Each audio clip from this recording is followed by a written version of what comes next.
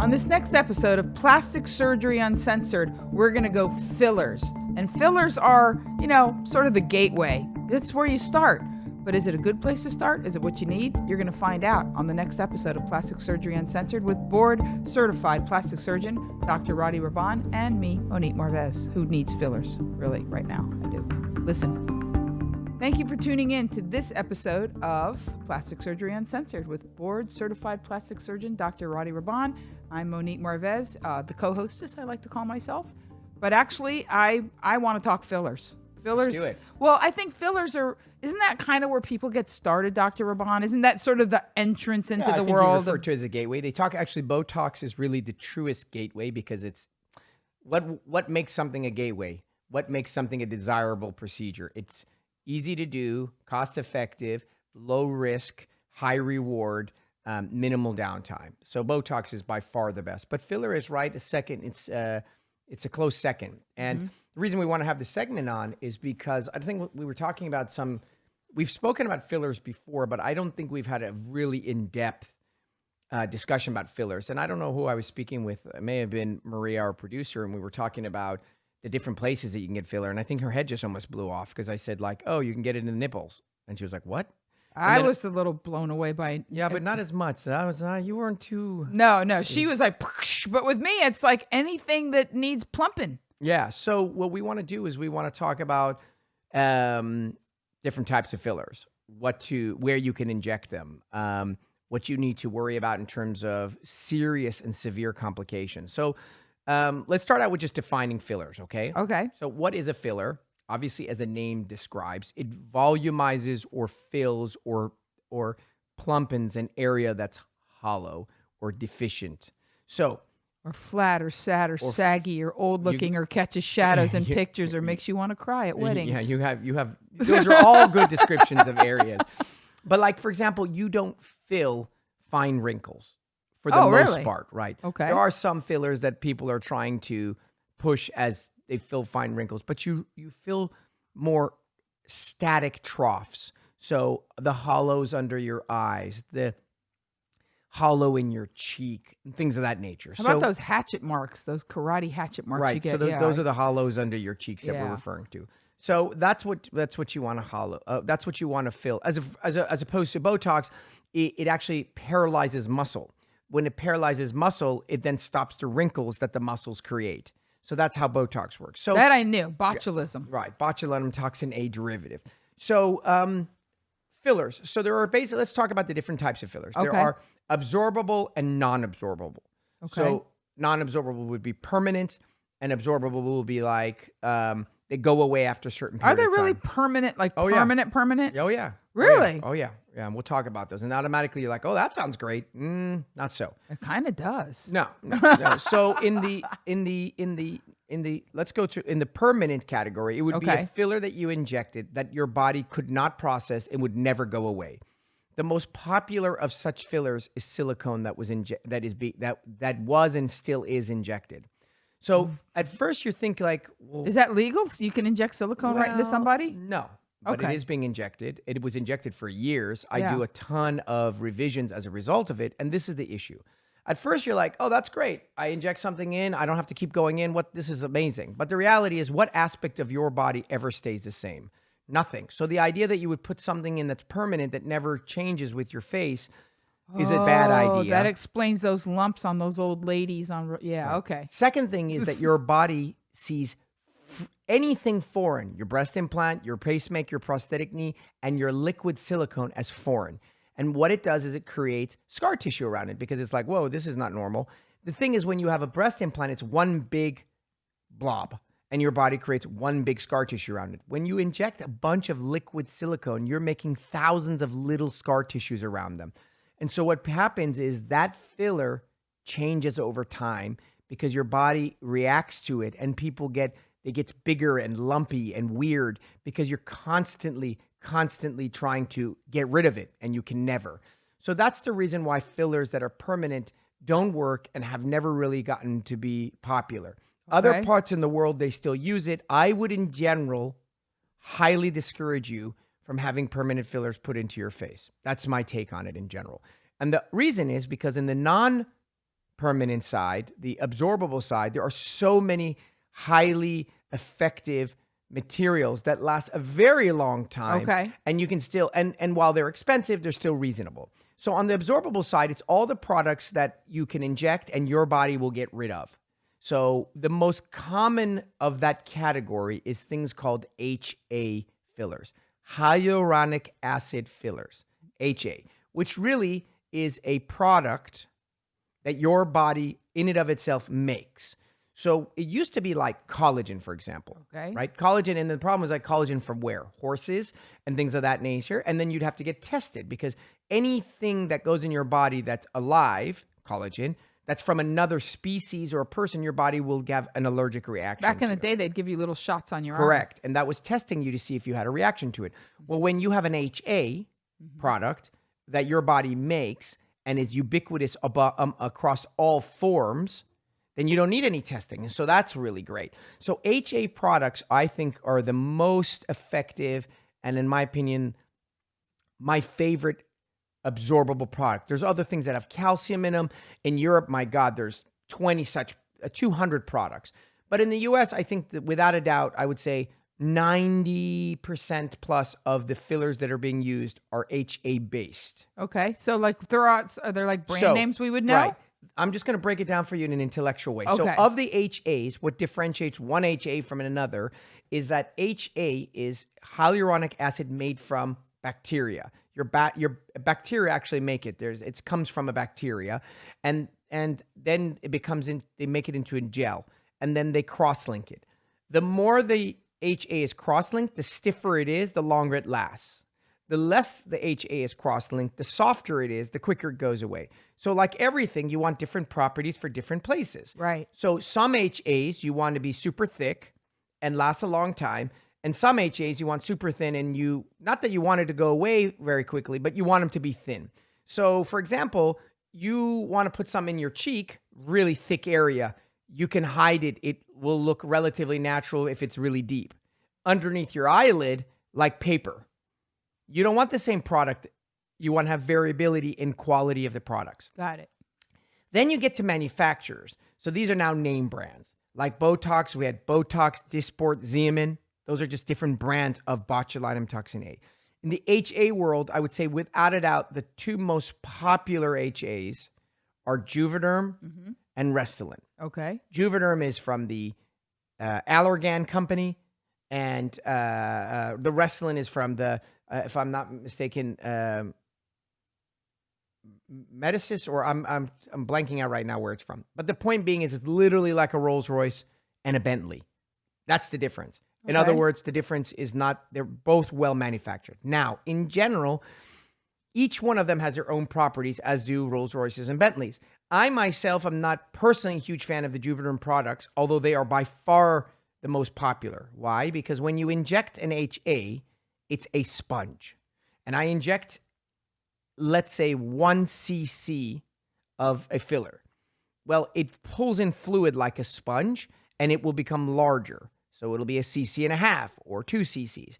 The problem with, in my opinion, and the way I like to do fillers, the Juvederm products tend to fill up way too much, and they're a little unpredictable, and you get a little more puffiness from them. So that's a look. Like most of the lips on Instagram, most are done with Juvederm, and that's that pouty look that people have grown to, Like I a guess, guppy. like a guppy.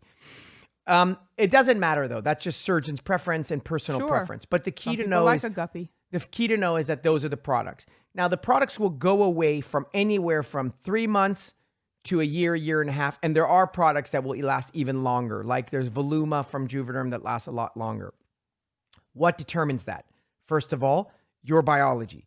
Literally, I can inject the same product in the same location in 2 different people. And for one person, it'll last longer than the other. Their body chews through it faster than the other. Second is location.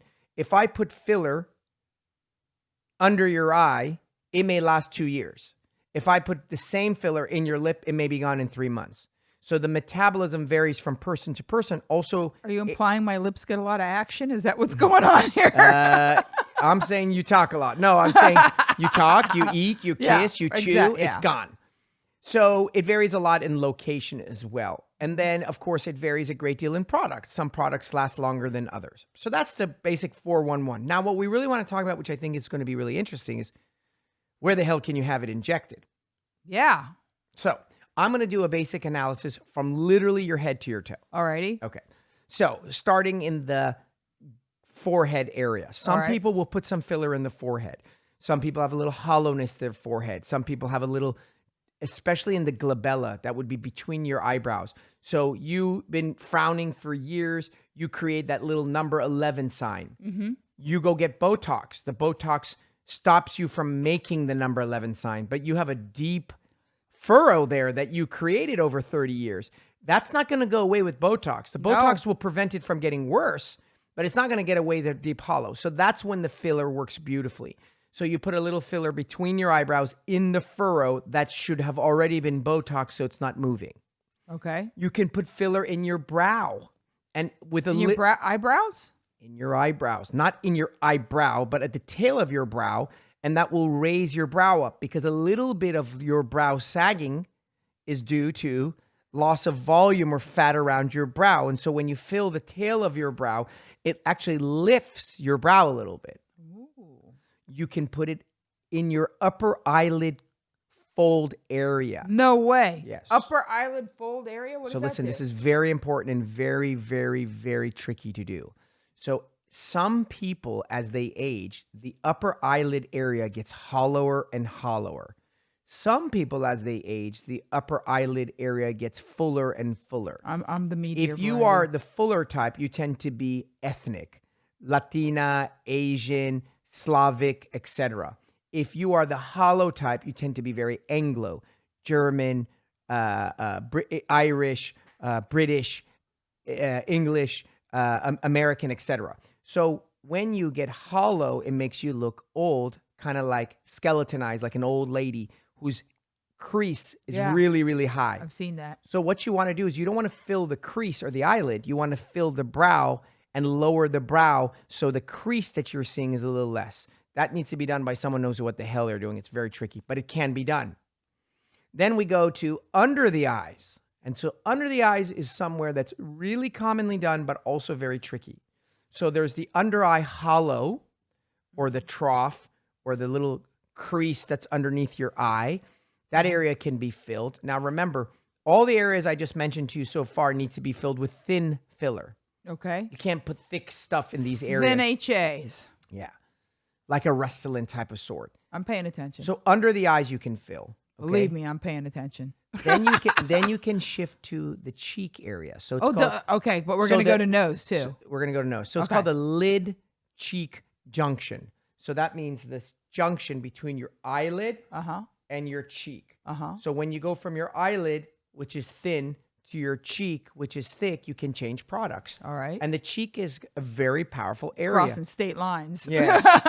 The cheek is made up of the front and the side. And Uh-huh. some people are very fat in the cheeks, but very narrow in the width of their face. And they need the high cheekbones. Some people have really high cheekbones and they're super hollow in the middle of their face. So creating a cheek which is three-dimensional is more than just shoving filler in the middle of your cheek and making you cheeky and chipmunky. There's an art form in sculpting a cheek that looks pretty, and everyone will present slightly different. I'm not saying this to be a hater because he's older and God bless him and he's funny, but Billy Crystal, when he hosted the Oscars a few years back, his face looked like a full baby diaper. It just looked like this white, lumpy thing. Wouldn't surprise me if he had a ton of filler put in before the event. Yeah. But that just goes again. All these celebrities, you'd assume that since they have money and they have access, they'd have the best work done, and so many of them have shitty work done. So then we're going to shift to the nasolabial fold. So listen carefully. This is one of the first places that the FDA gave indications to fill, which is the line between the corner of your nose to the corner of your mouth, that deep trough. I haven't filled a nasolabial fold in I don't know how many years. Really? Why? Because it makes you look weird. It's not an area that needs to be filled unless it's super deep. The reason being is if you go look at your kid, if you go look at a child, even a child has a nasolabial fold. What happens is as your cheeks loses volume and your cheeks become hollow and you age, you create a deeper nasolabial fold. So what's the treatment? Fill the cheeks. When you fill the cheeks, the nasolabial fold becomes less. And a huge error is to walk in and get your nasolabial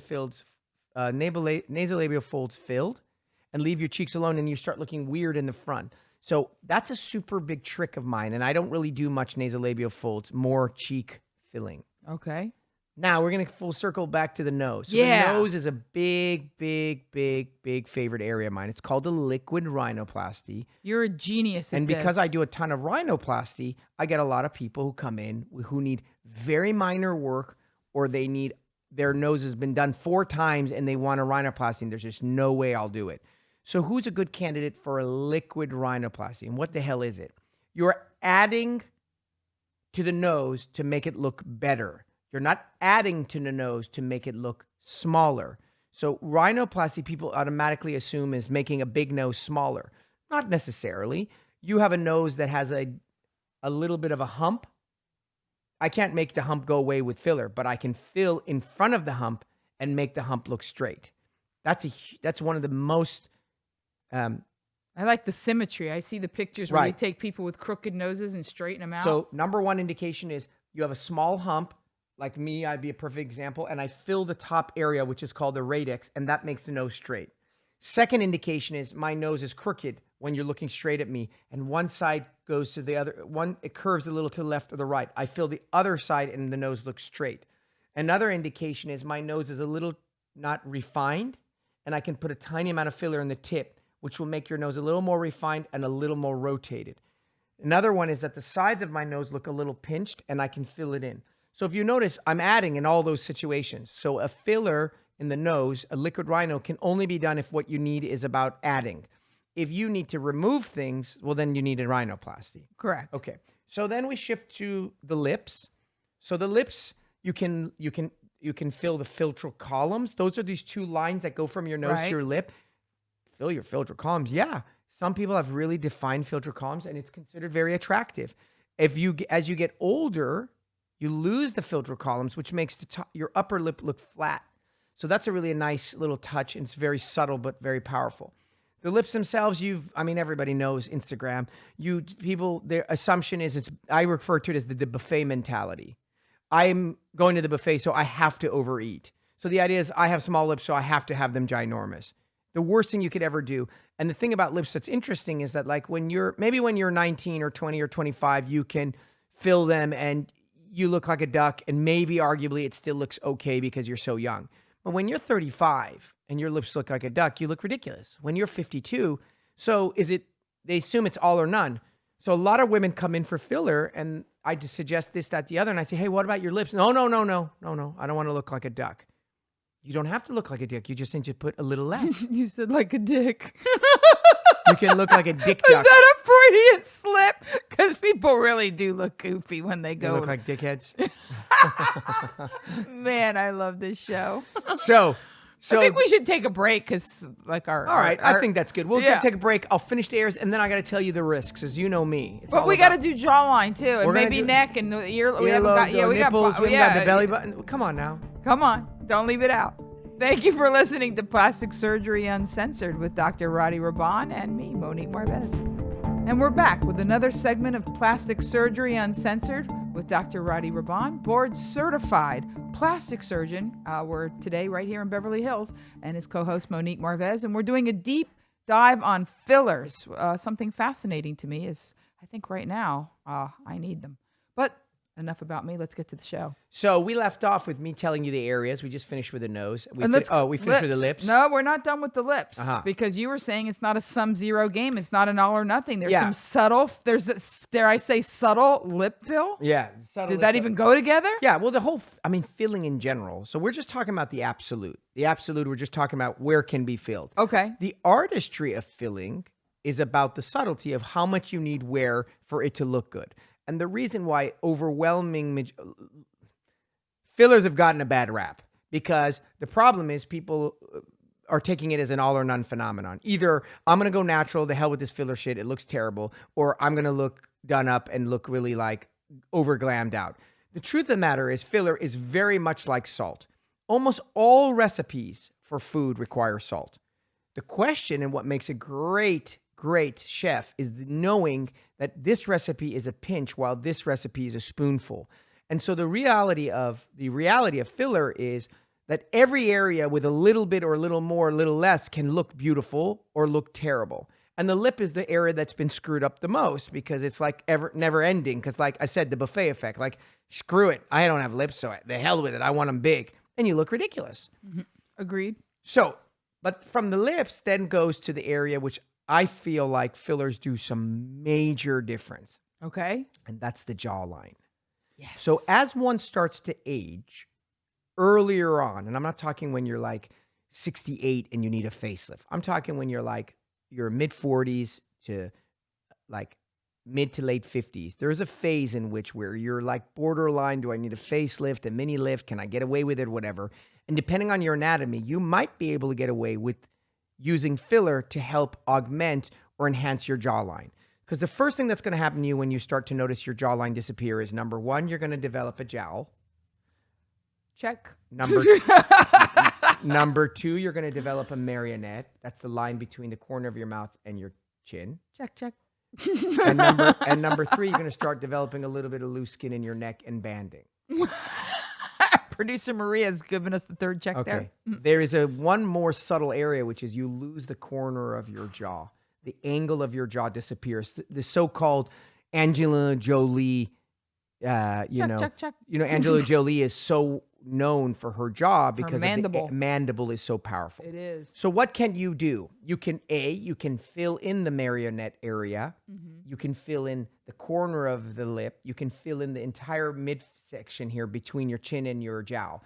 That filling in of that area will then make your jowl slowly look less prominent. Okay. You can actually, in some cases, fill the chin. Now, you know me from other episodes. I am the master of chin implants in that I love chin implants. As a matter of fact, I'm lecturing on that next week in Vegas in a cadaver course.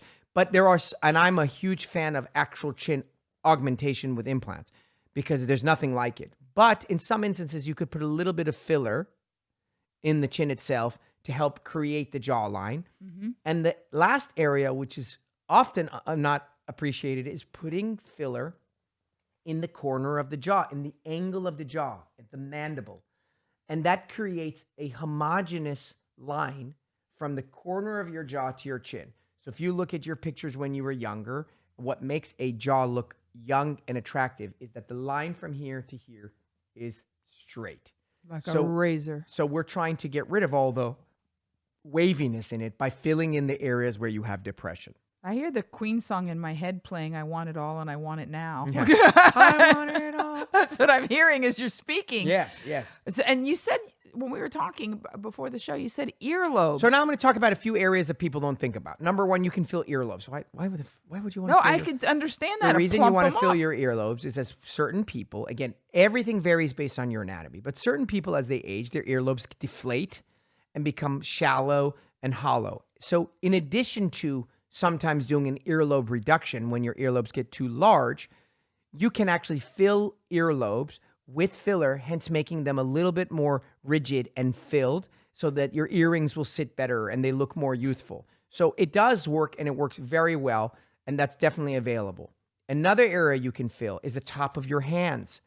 The top of your hands you can fill because one thing you'll notice is as some people's skin thins out over their hands, they start to get skeletonized and you can see the veins and the tendons. And you could put filler in between near your knuckles in those areas and it works incredibly well. And your hand looks more youthful and smooth and it doesn't look so aged. Supple, yes. Another area, the nipples. Yeah. What the Yeah. The nipples, because while some women have very prominent nipples and hate the prominence of their nipples, there are another subset of women who have very flat to almost no nipple projection. And there is, much like every other organ or anatomical area, there's a sort of defined set of beauty. And a woman often likes to have a little bit of nipple projection because it's considered attractive. And so you can put filler in the base of the nipple. In the brown part. That's the areola. The nipple itself, the part that you would breastfeed from. Oh, that part. You can put People want that to stick out on purpose? Yes. That would be coming from a person who has prominent nipples. You just gave yourself away. Oh man, you turn the air conditioner down 2 degrees. It's party hats. Yeah. So that tells. I mean, right there, you understand. So Okay. for every yin, there's a yang. So some people want some prominence, a little bit, as opposed to completely flat like a man. Right. So that's something. And then I've done filler in some other interesting areas around when one's had a few kids or lost some weight, they start to develop a little bit of laxity around the belly button. It's almost like a moat effect. Now, I'm not talking about the whole abdomen. My whole abdomen is loose. No, That's a no. whole I know tummy what tuck. you nothing. mean. I'm just talking about right around the belly button.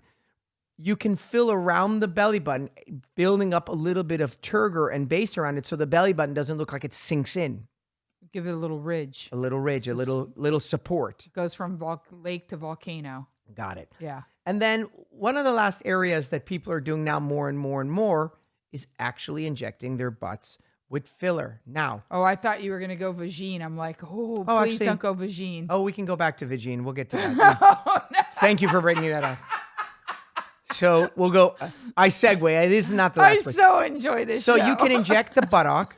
The thing is, the reason why buttock, you say, of course you can inject your buttock. We're putting fat in it. The reason why fillers never took off is because it's not cost effective.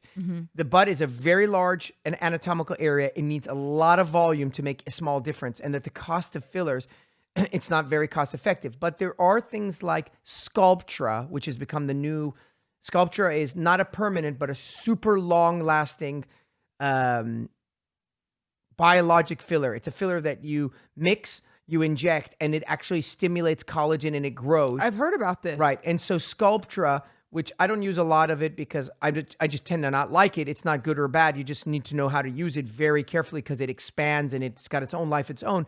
But in the buttock, it's actually turned out to be quite effective. It is expensive. I hear that Queen song again. Yeah, it's expensive, but it does work.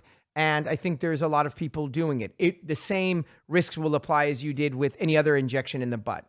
So now back to the Vagine. vagine. So you can inject certain areas.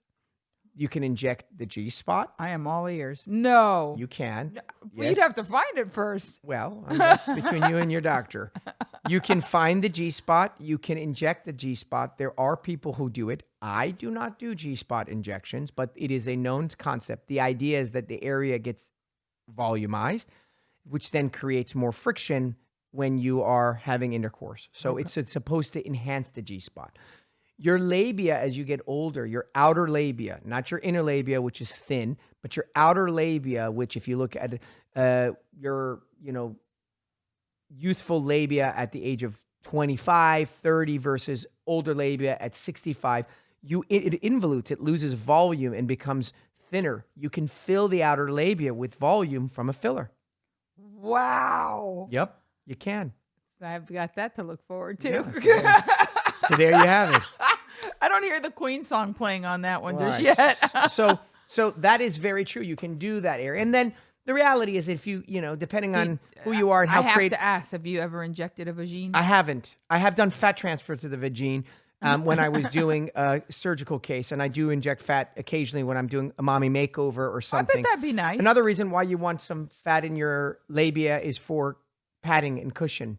Sure. Because it can be, for some people who lose a lot of volume in their vaginal region, it can be uncomfortable. So it's a little bit of padding. Okay.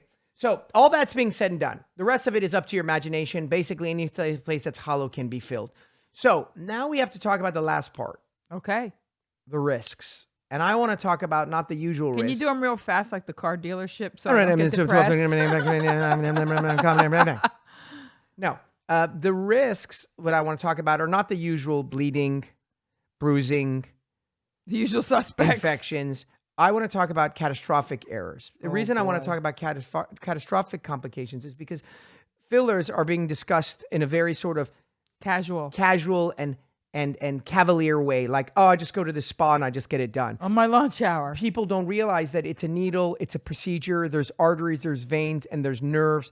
And while we talk about them and we laugh and we chuckle, things can go terribly, terribly wrong, and I want to talk about them.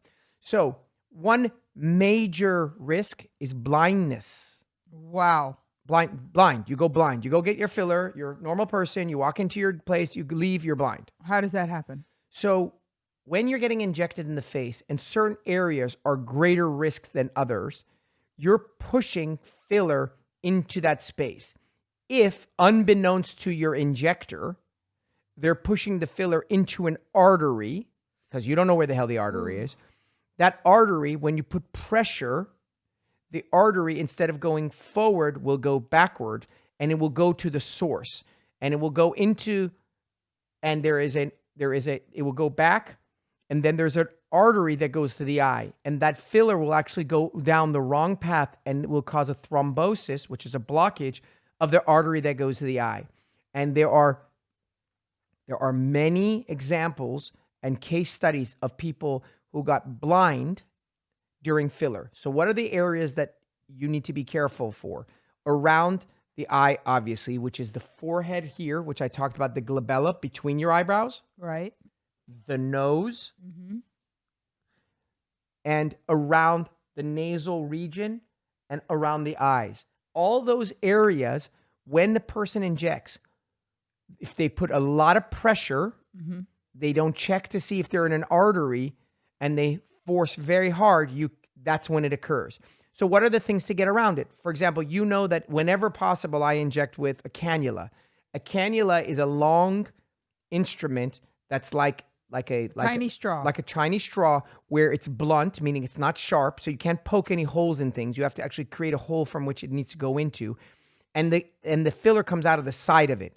Whereas a needle is sharp, it can penetrate a vessel, and the hole is at the end of it. So you can actually put a needle in an artery unknowingly and fill it. With a cannula, there's no such reported cases. So one way is cannula. The next is that your surgeon should be at your surgeon. These are being done by whoever. Oh, no, I see it on Groupon all the time. It's just med spas. Yeah. So the person injecting you needs to aspirate, means they need to put the needle in and pull back to make sure they're not in an artery. And last, they need to inject very gently so they're not pushing too much pressure. So one major risk, blindness. The next major risk is necrosis. Necrosis is fancy for skin tissue dead. Gangrene. What gangrene? Like people see photos of toes that are dead.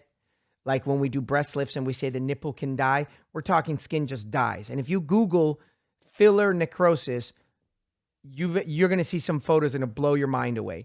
And what that means is that people inject filler either directly into an artery again, or with so much pressure in an area that the skin there doesn't survive.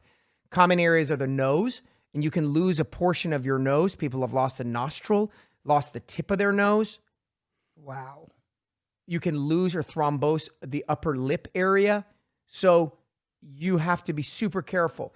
Anybody who does filler should have a substance. That's why I like reversible filler. Reason why I like reversible filler that's an HA is, yes, it will go away within 3, 4, 5, 6, 9, 12 months. But in the rare case you have a catastrophic event, you can run into the refrigerator, get an enzyme out. That enzyme can then be injected into the area where the filler was injected, and it will help melt the filler away. So aside from undoing, I see people all day long for fillers, and they're coming in and they got like weird lips and terrible things. We undo that filler. Aside from giving them that benefit, in the rare instances that you're getting one of these two catastrophic events, you might be able to reverse it if you get to it. You might salvage it. So I don't like to inject anything that's permanent, because God forbid something terrible goes on, you own it forever. If you inject your lips with filler and you hate it, you own it. If it goes in the wrong artery, you own it. So yes, you can get bruising and blah, blah, blah, blah, blah. But blindness and necrosis are not super rare. They're rare, but definitely can happen. So really, really do your homework. I don't think saving a little money to go to Groupon or the spa. No. I don't think you should do what's called the now Botox. That I've been hanging out with you, that when people say, "Oh, we're having a Botox party," like I don't even think those two words should go together. You just listen. It's just not worth it. No. Go somewhere where someone is well trained, they're reputable, they open up the products in front of you. You know, you go in and all of a sudden a syringe comes out of nowhere and you don't know what product is being injected. Don't be that person when you come in and I say, "Have you had filler?" And you're like, "Yeah." And like, "Okay, what filler?" And you scratch your head like, "I don't know." You want to tell me that someone stuck a needle in your face, and injected you with something and you don't never ask to see what it was? It's been a long time, Restylane. Right. So at any rate, just be smart, be savvy, and this is what you need to know about filler. All right. I think that we have heard everything on this episode of Plastic Surgery Uncensored about fillers with your host, Dr. Roddy Raban, and me, Monique Marvez. Thanks for tuning in.